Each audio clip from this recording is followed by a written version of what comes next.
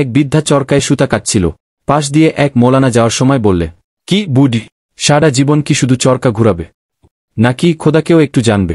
বৃদ্ধা উত্তর দিল, বেটা, এ চরকার মধ্যেই আমি খোদাকে জানতে পেরেছি। মৌলানা অবাক হয়ে জিজ্ঞাসা করলেন, বলেন দেখি, আল্লাহ আছে কিনা?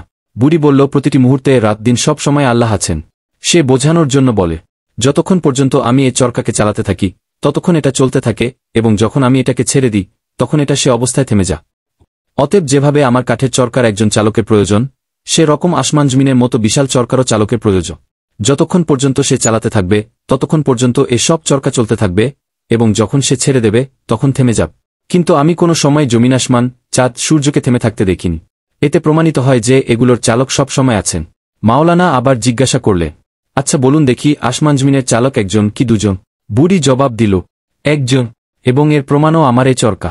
কেননা যখন আমি এ চরকাকে আমার ইচ্ছামতো যেদিকে চালাই চরকা সেদিকে চলতে থাকে।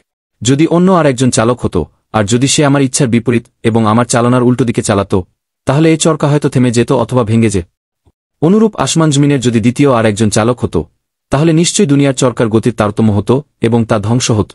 যখন এরকম হয়নি, তাহলে নিশ্চয়ই মনে করতে হবে আসমান জমিনের চরকা চালক একজন, তিনি হলেন এক আল্লাহ। এমন গল্প শুনতে সাবস্ক্রাইব করুন।